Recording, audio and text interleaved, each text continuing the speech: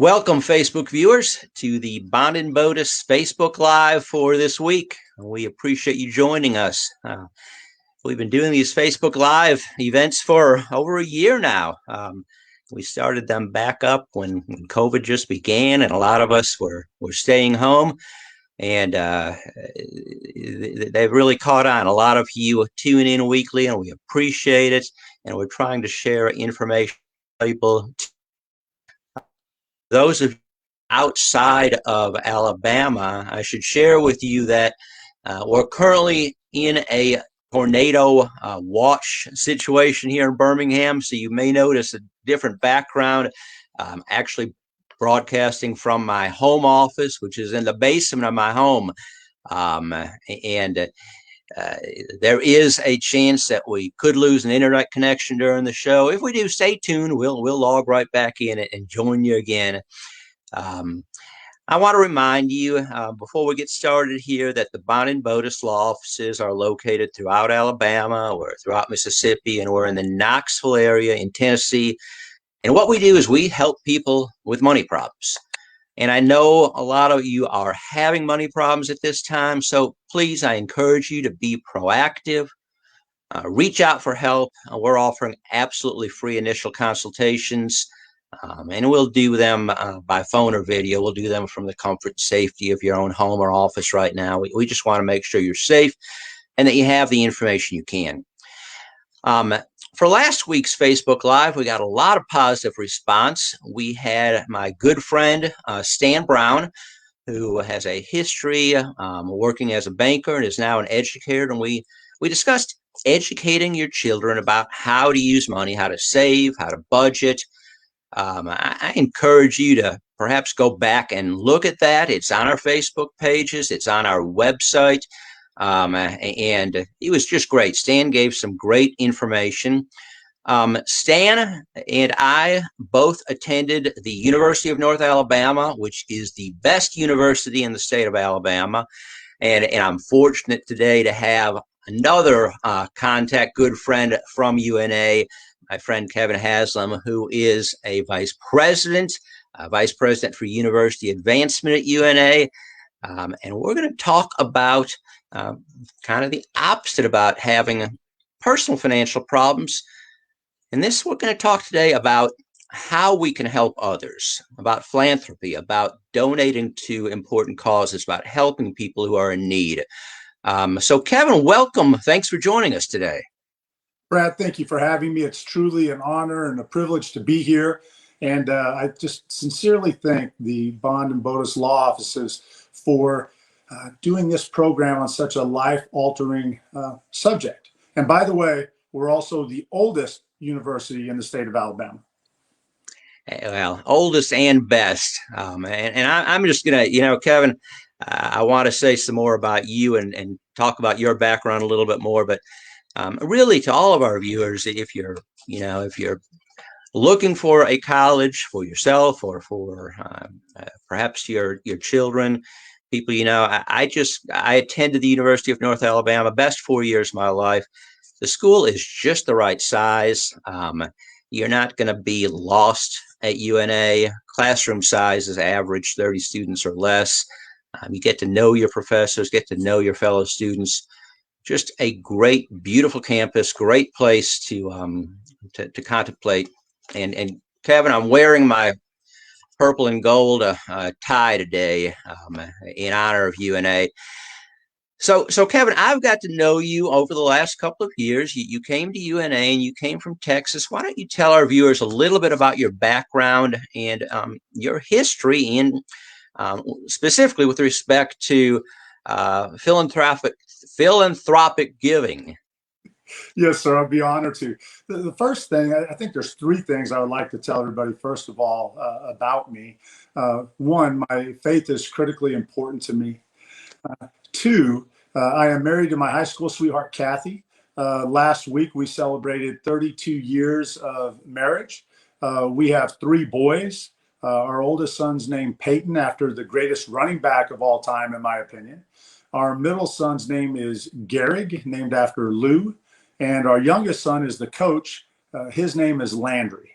And the final thing I would tell you, I truly believe to the depths of my soul that I was placed on this earth to encourage, empower, and equip others to become the best they're capable of becoming.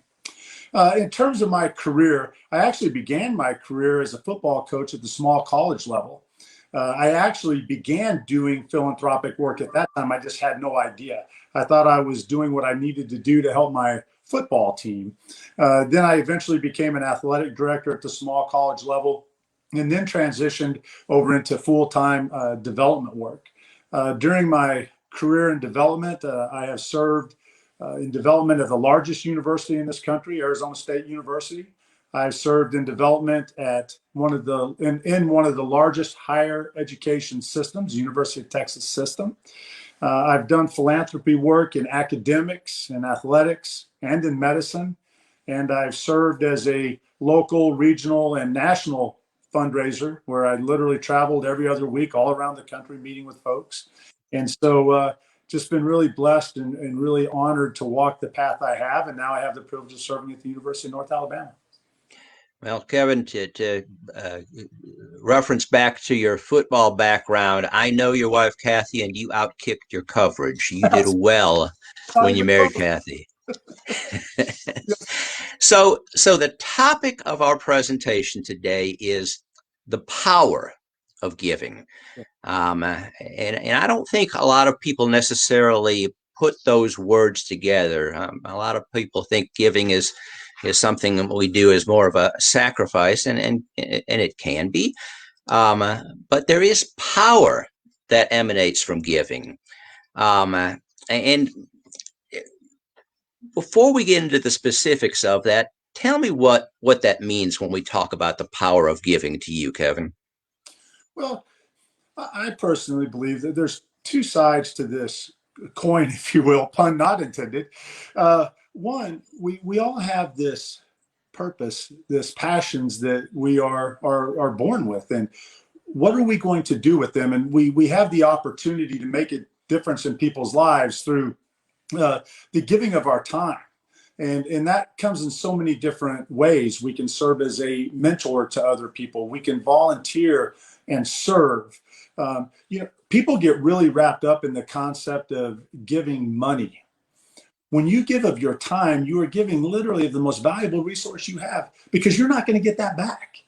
Money comes, but this time that we're spending here together today, Brad, you and I will never get these minutes back that we're investing in other folks. Right. And then when you have the blessing of finances, whatever that means to you, and to be able to give those monies to others to make a difference in their lives, it's a very powerful thing. So many folks believe that they can't. At every level I've served at every cause, every purpose, what I hear over and over again is, well, I'm not one of your really big donors. So folks understand statistics according to Philanthropy Roundtable, and we need to understand this. 67% of Americans are philanthropic, 33% are not. And when we're talking philanthropy in this sense, we're not talking about giving of our time, we're talking about finances. So right. 67% are going to give. The other statistic that's interesting is the average American is going to give $2,650 a year total, whether that be their church, whether that be any other area. So this concept that I have to give millions and millions of dollars to make a difference is 100% inaccurate. Whatever you can give, do that, and you'll make a profound difference. There's a term we talk about giving back, and I've first heard that term in church, and you already shared that your faith is important to you as mine is to me.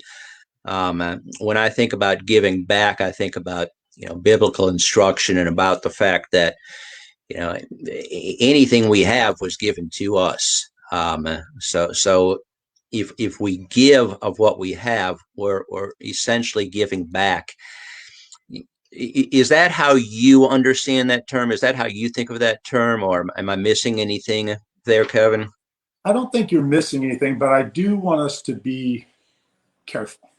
And the reason I want us to be careful, this is all about passion and about purpose. I can't tell Brad Bodas what should be important to Brad Bodas. You can't tell me what should be important to me.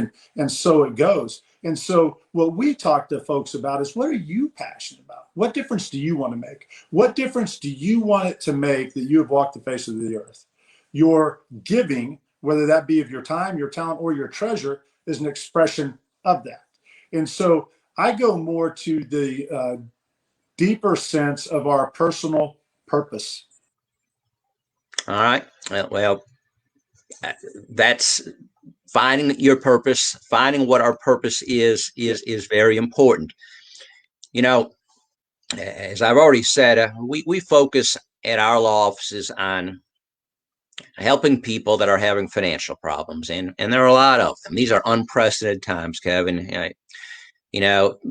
Just a year and a month back, neither you or I could have seen this coming. And even a year ago, when it started up, we didn't realize how deep and how long this pandemic was going to last, and that we'd still be impacted by it a year later. But these have been tough times. So how do you find your purpose? How do you find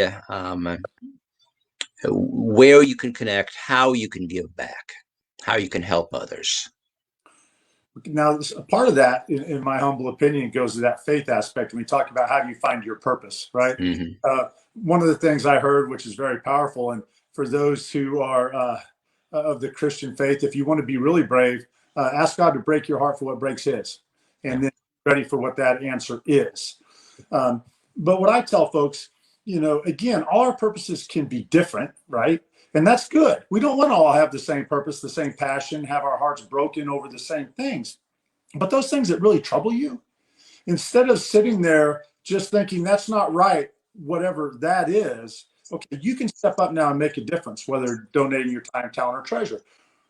Reach out, find out who those organizations are. There's a lot of great ones out there, and they all need help. So, and I'm big in that, Brad. Really match up. Be strategic with your giving, the giving of your time, talent, treasure. Don't run scattered in 15 different directions in something that's not meaningful to you.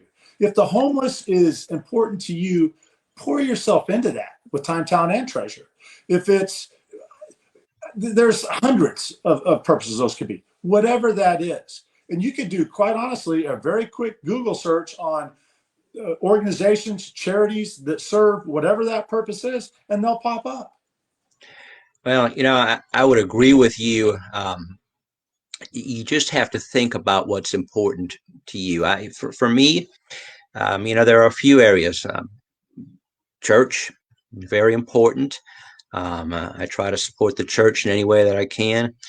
My alma mater, University of North Alabama. And by the way, this isn't for everyone, but if you have connections to UNA, and I know some of my fellow alumni listen, support your university. Reach out and help UNA if you can. It meant so much to us while we were there. But there are needs within our community that we run into every day. There are people hurting all around us. I've been fortunate to serve on the board of our local crisis center in Birmingham for a number of years. And I see, the crisis center started with just a 24-hour telephone line where people could call in and share. There's such loneliness in our country right now, and especially with this pandemic and with us being forced to stay home and not get out and mix with others. A lot of people lonely. Sometimes, the best way you can give is by just making a phone call and talking to somebody and listening. When we at the Crisis Center have a service every year where we go out and we visit elderly people that live alone and bring them Christmas gifts and spend some time with them. And the younger people that are active on our board just talk about how meaningful that is, because these people have nobody to share with them. So again, sharing your time, but with just a phone call. Kevin, I've been told, and I believe, that there can be physical and mental health benefits from engaging in giving. Tell me your thoughts on that. There's actually scientific research that has backed that up. We feel good when we look outside ourselves and make a difference in somebody else's life. And they refer to it as the oh, I can't remember the first word, but the glow that you get knowing that you made a difference in whatever way you could.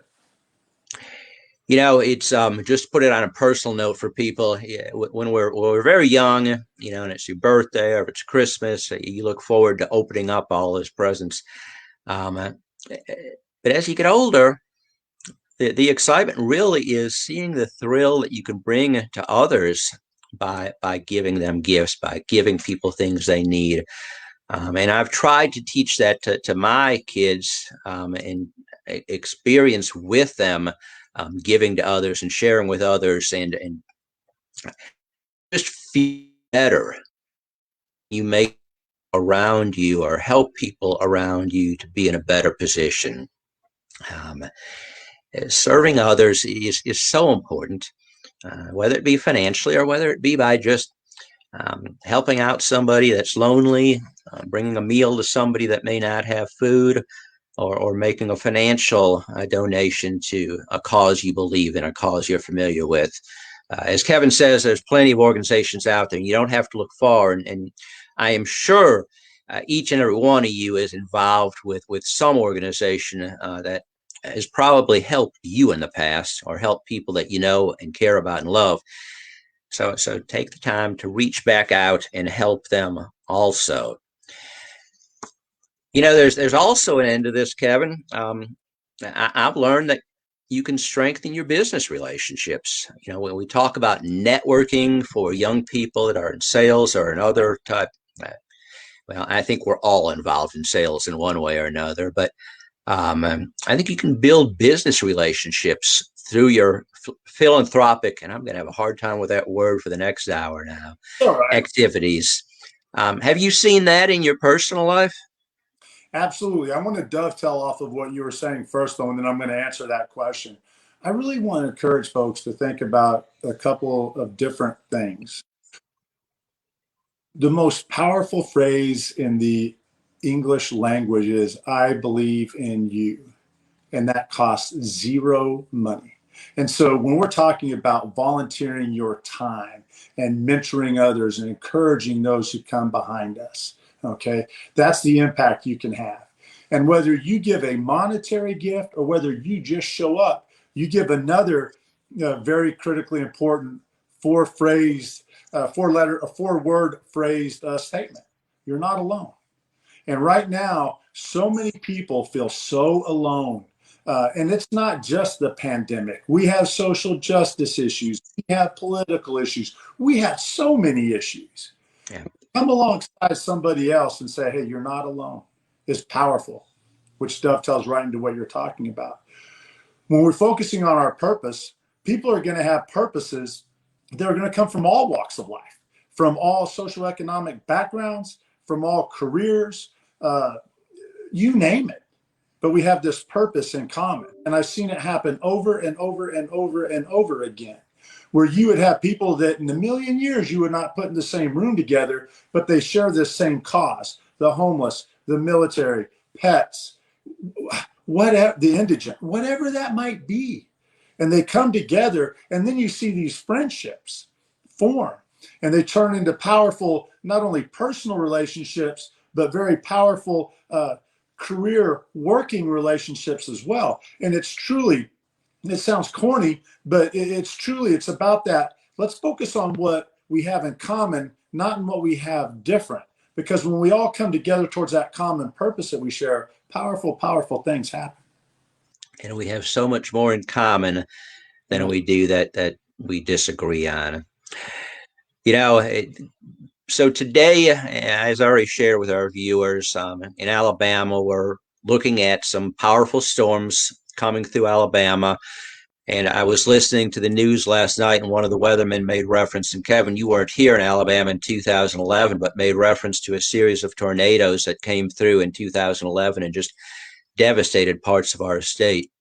That was a meaningful day to me for a lot of reasons. One, I was concerned for the safety of my family and my business and the people I loved around me. But I think the most significant thing was 2 days after those tornadoes came through and just did tremendous devastation, hundreds of people killed, much property loss. I showed up at a local church to go out, and we were going to deliver water and basic food to people in need.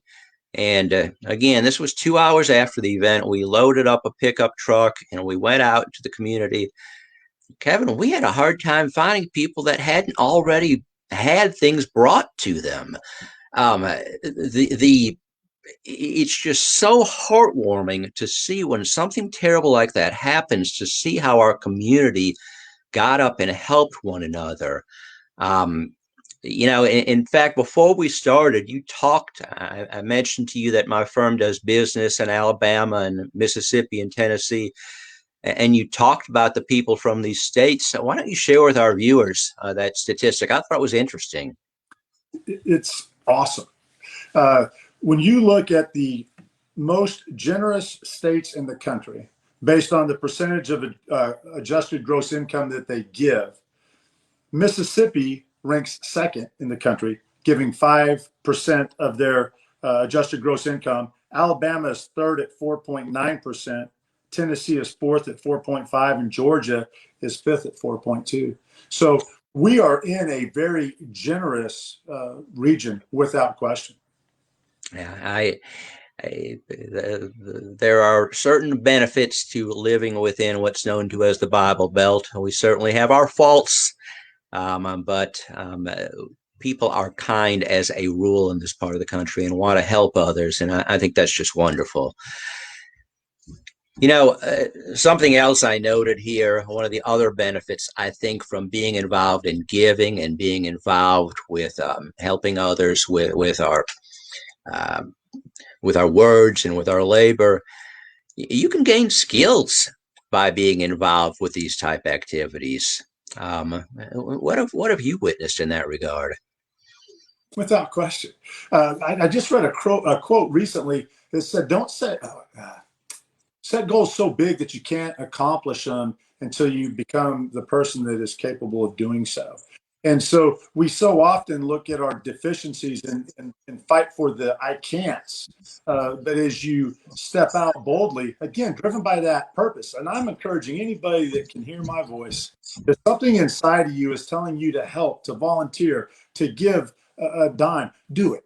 Try it. Trust me. And see what happens. Don't fight for the deficiencies. Well, I'm not a good speaker. Well, I'm not good, whatever. Please stop and just step out in faith based on what the conviction in your spirit's telling you, and you'll be amazed at what you will grow and become.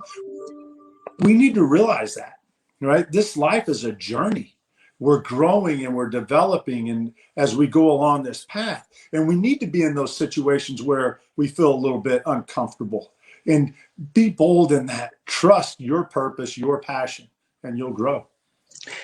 I'm going to share a personal experience here about how you can learn skills through giving.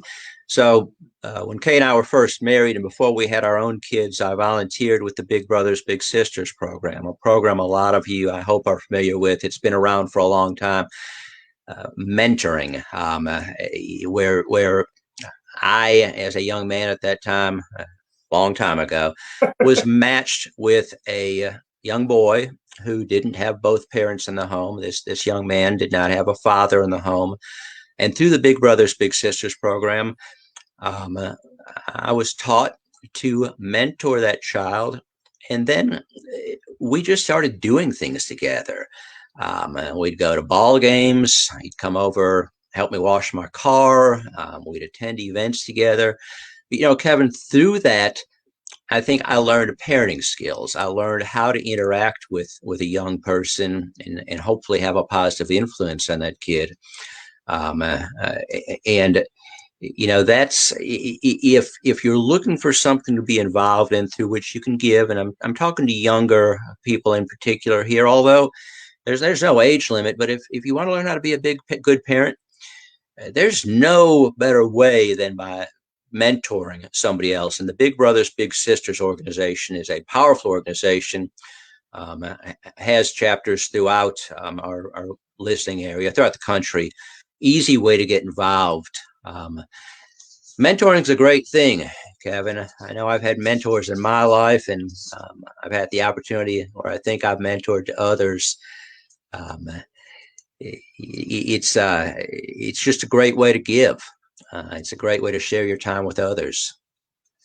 Absolutely. And again, going back, we get so caught up. We wear these masks and we got to be perfect and I've got to have it all together. It goes back to what you're saying. Good for you. You just went for it. And that's what I want to encourage folks to do. Please don't fight for your deficiencies or the things that you think you don't have or can't be. If you have this passion to walk alongside a young boy or a young girl, walk that path. If you care, genuinely care. I have a term, pure hearted. You just pure heartedly don't worry about everything else. I promise you, I have seen it over and over and over again. If you'll just keep showing up, whether that be your time, your talent, your treasure, I promise you, you will have a profound impact. You will feel great at the heart level, but you'll have a profound impact in another's lives. And Brad, we all need mentors. You can't overstate the significance of a mentor, someone coming alongside us, uh, helping us see the obstacles and the challenges. I can't tell you the number of times if somebody had only told me, really, it was going to be like that. I didn't know that. I Yeah. thought I was the only one experiencing this challenge, this setback. Oh, no, that's normal. Oh, really? I mean, how nice that would have been. Or somebody like we said, hey, I believe in you. Not telling us what we should be passionate about, what we should be pursuing, but saying, Brad Bodis, I know there's something inside of you. You pursue that, and I'll come alongside you and I'll help you do that. We all need that person. We can all be that person. I love your enthusiasm and your positivity. Yes, we're gonna make mistakes along the way, but you got to keep trying and you learn from those mistakes. And in a mentoring situation, not only do you learn from those mistakes, but that person you're working with can also learn. And I think as mistakes are made, you become closer and you talk about those mistakes and how you can do better, how you can improve. Um, we can all help one another do that. Just by sharing with one another, sharing just generally who we are, um, engaging with one another, talking with one another. Kevin, I want to just offer generally some places where I think people can get involved right now. And then we're going to take an opportunity just to catch up our viewers that may have joined us late. Then we're going to take some questions. We've got some questions coming in from people for you. And if you're willing, we'll go to that. So I made a note here, folks, if you want to get involved and you don't know where to get involved, I strongly suggest your church, if you're involved with a faith body, and I hope you are, there's all kinds of opportunities to get involved with your church, whether it be financially or just through your activities. Just check with the pastor at your church, whoever coordinates those type of activities at your church. The United Way in your community is also a great place. I mentioned two organizations, the Crisis Center and Big Brothers Big Sisters. Both are United Way agencies. The United Way in each community is just a group. It's a community-based organization that helps support other service type and charitable type organizations. So the United Way is a good place to start. And right now, I know the vaccine distribution centers in most of our communities need people that will step up and volunteer and help. So that's something you can do right now to help. Just reach out to those organizations that are handling the vaccine distributions and see if you can pitch in. Here in the Birmingham area, they're doing a large vaccine distribution center at the Hoover Met, where it's a former baseball field being used for football activity now, but they're driving a lot of people through there. They need folks just to direct traffic, organize people, make sure they're treated properly as they go through and vaccinated properly. So great opportunity to get involved there. So if you joined us late, my name is Brad Bodis. I'm an attorney. I'm with the Bond and Bodis law offices. Our offices are located throughout Alabama, Mississippi, and we're in the Knoxville area in Tennessee. And Folks, we help people with money problems, and we have been doing so for over 30 years. Our attorneys are experienced in talking to people and helping people and work with people to get through financial problems. We know a lot of you are hurting right now. We've had businesses shut down. A lot of people have lost their jobs. Folks, don't be afraid to reach out for help. It's so important to get some guidance and to do it earlier rather than later. Our consultations are absolutely free right now. They're with an experienced attorney, and we'll do them by phone or by FaceTime or whatever is good for you. We want to make sure that you feel comfortable and safe while we're doing the consultation. But feel free to reach out.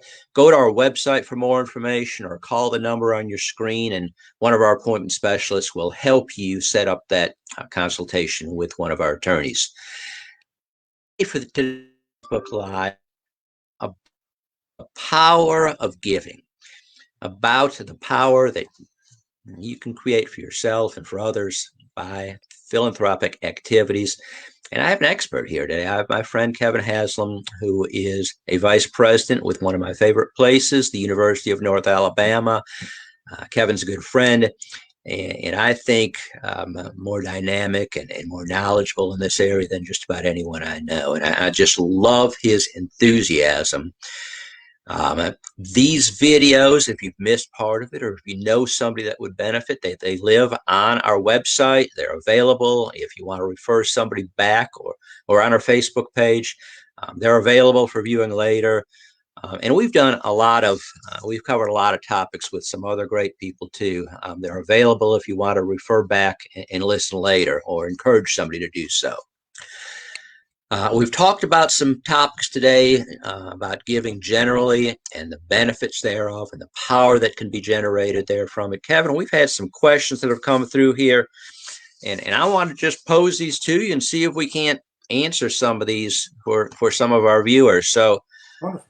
I have a question here, and we've covered some of these generally, but maybe we need to speak about them in a little bit more detail. This person says, I just can't contribute financially right now. I can't make a contribution of money. So how can I be involved? What can I do to help others? Tell me about that, Kevin.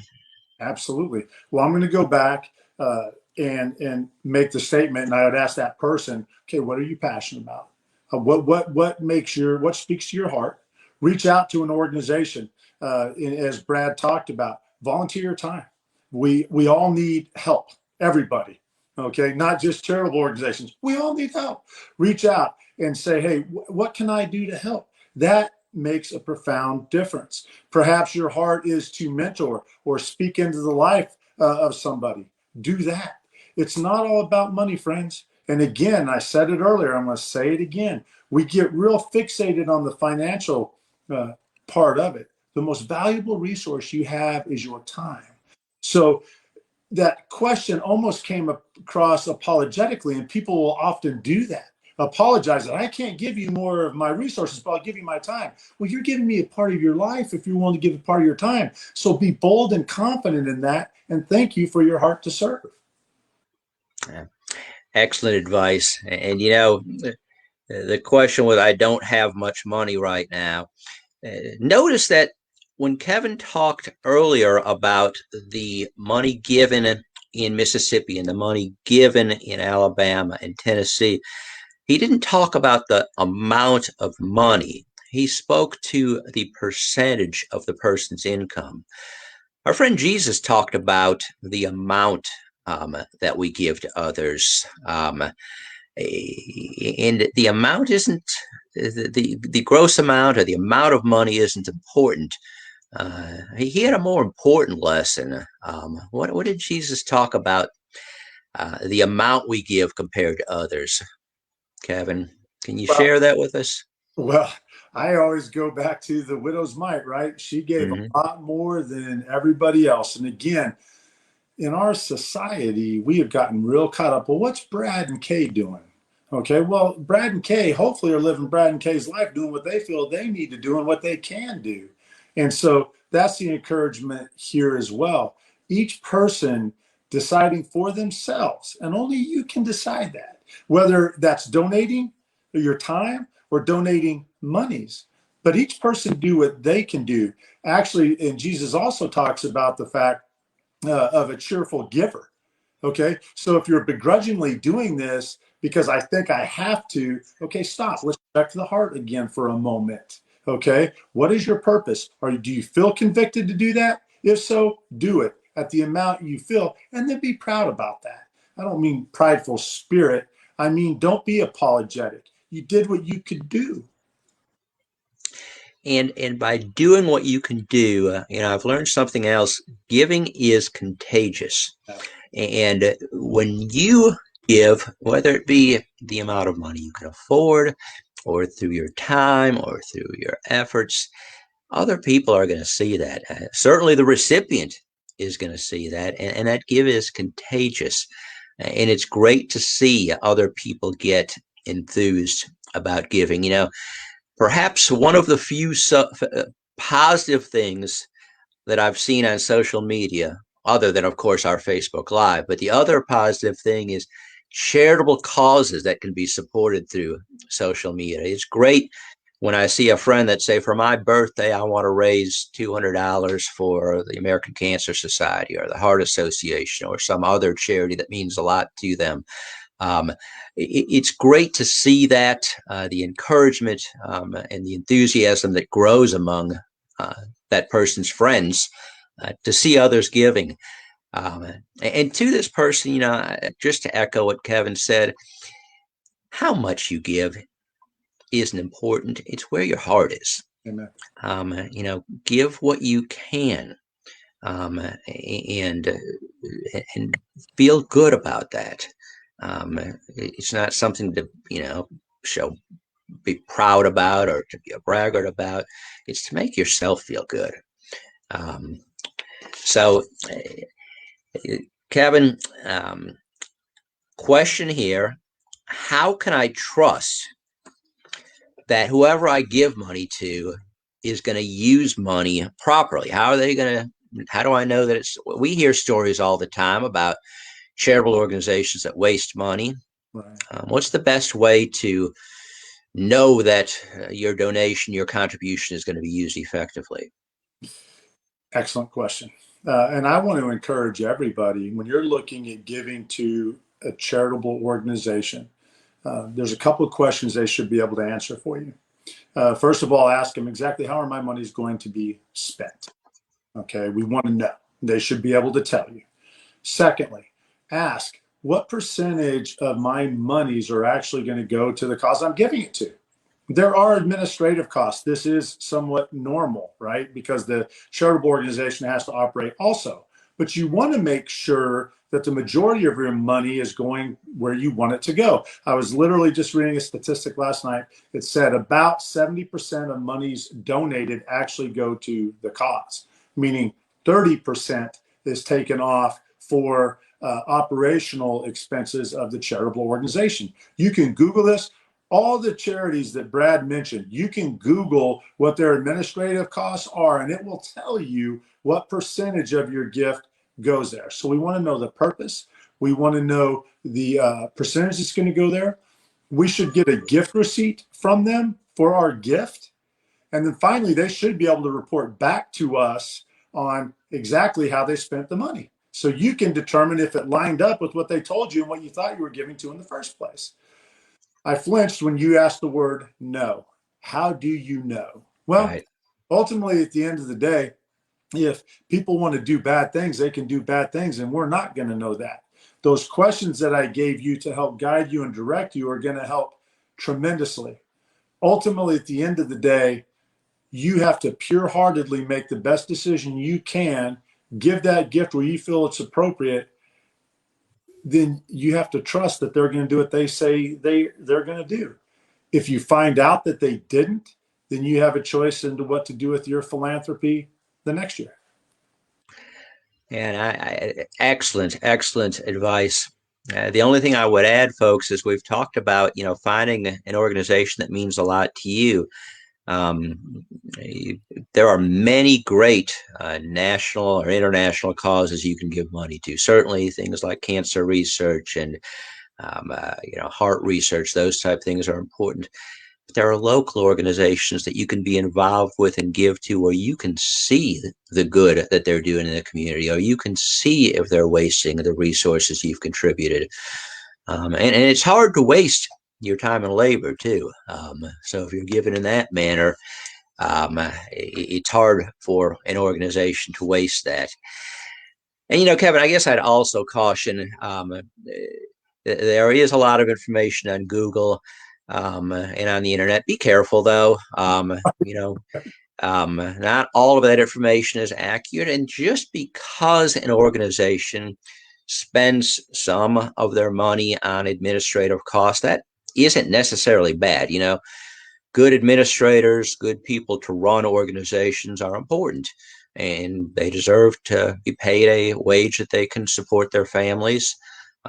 So get to know the organization, ask around, do research. Don't get your research all at one place. Ask questions. If you're going to give, it should be important to you, and you want to generate the power from that giving that we've talked about. Make an effort to reach out and learn more about the organization, and perhaps become more involved with the organization.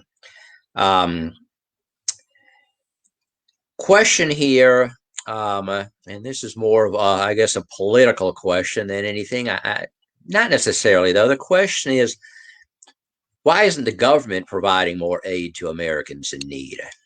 How would you respond to that question, Kevin? And I don't think, maybe it's just questioning why the government can't help more right now. Right.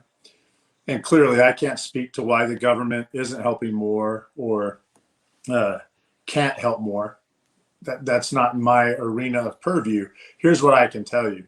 We are seeing that the nonprofit sector has risen at a rate much higher than the private and the governmental sector in giving and making a difference. High net worth donors are giving more and more monies, and it's believed that they are doing this in response to their view that the support has been inadequate.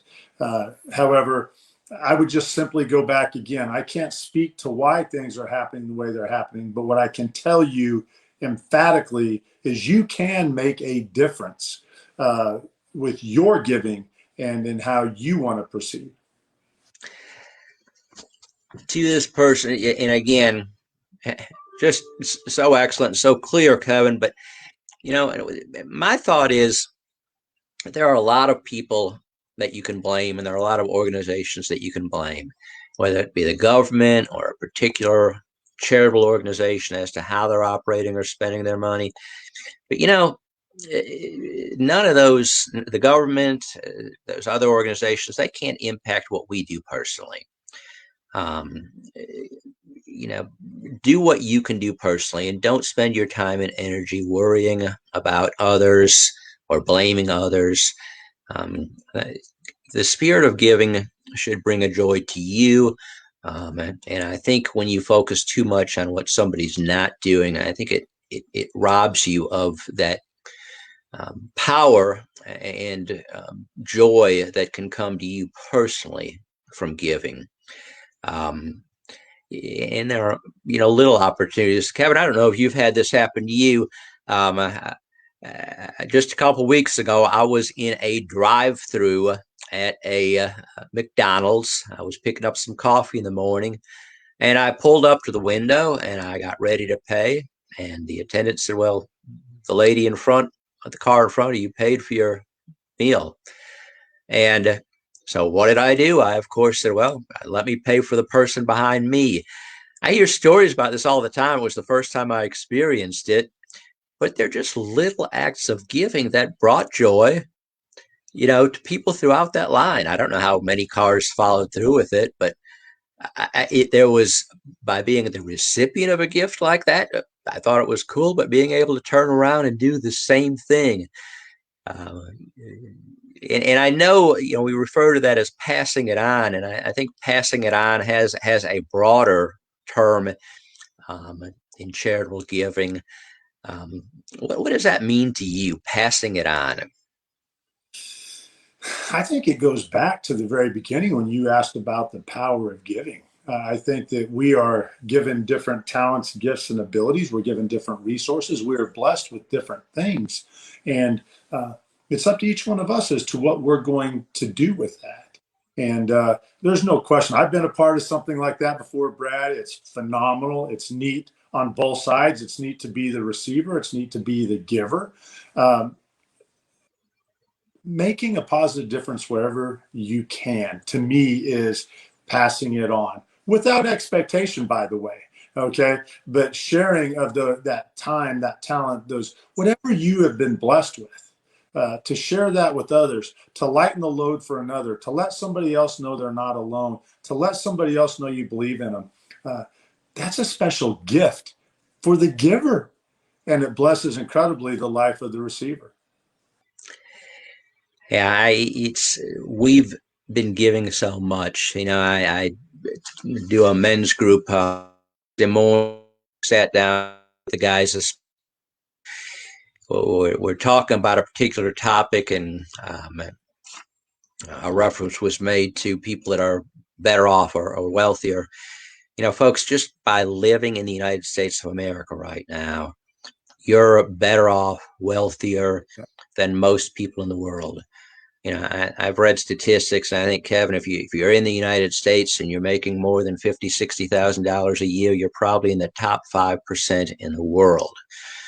We have been given so much. We have been blessed with so much, living in the country we live in, living in the communities that we live in, having the support networks that are available to us. You know, you you just need to pass that on.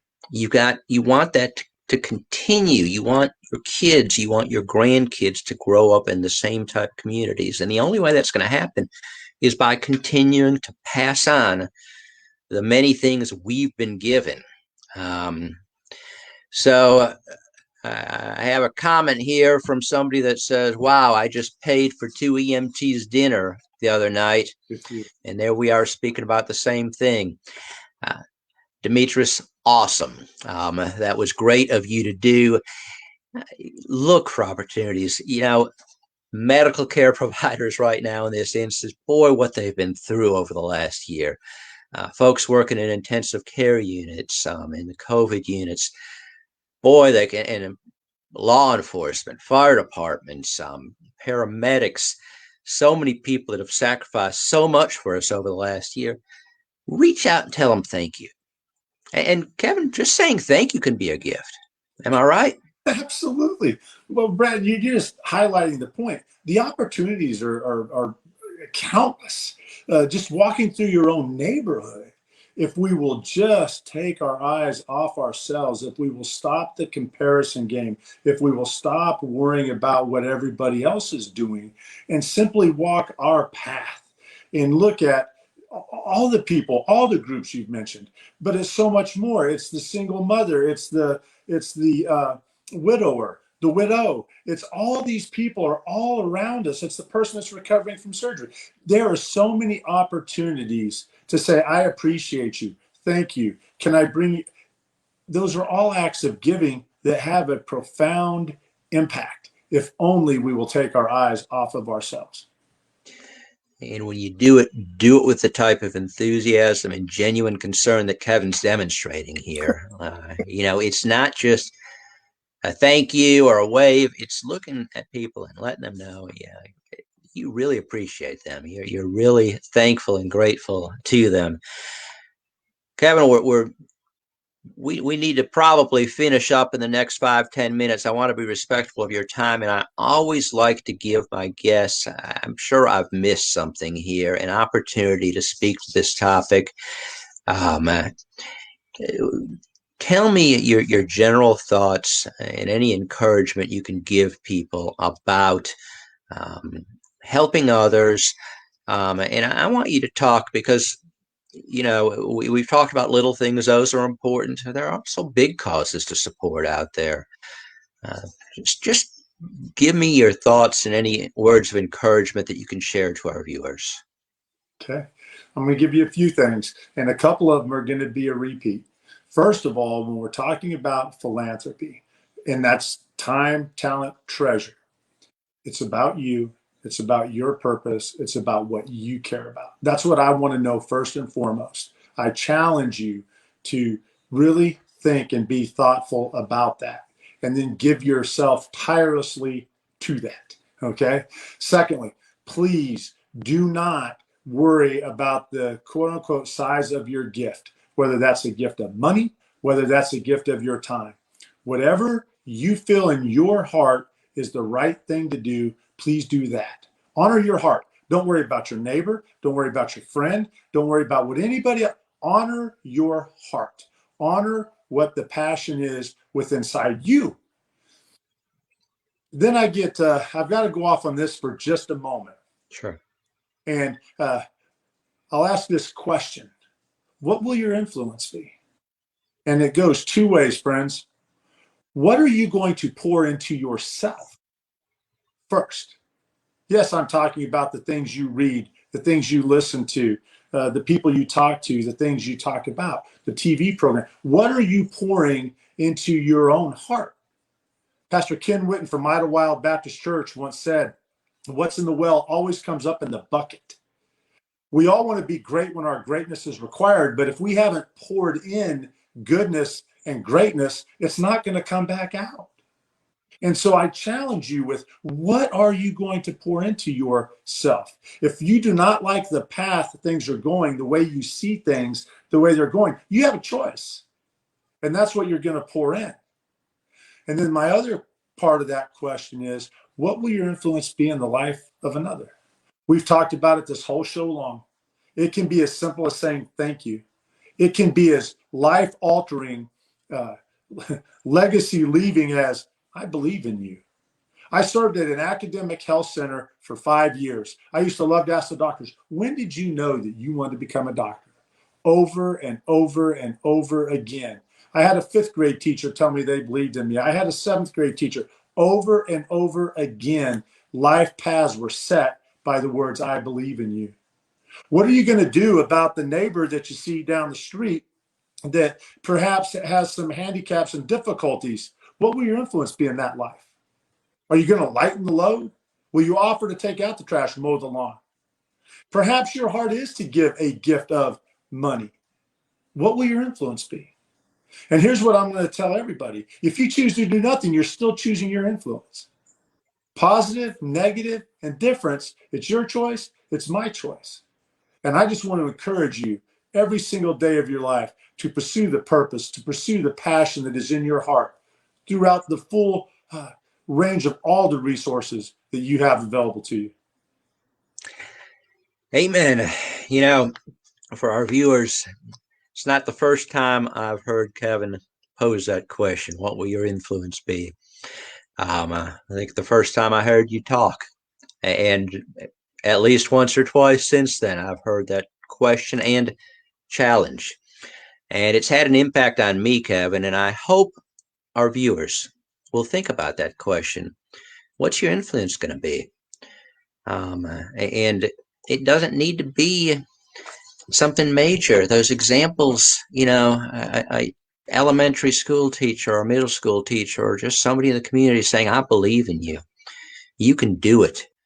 Giving somebody confidence, letting somebody know that somebody else cares about them. Hopefully that you care about them.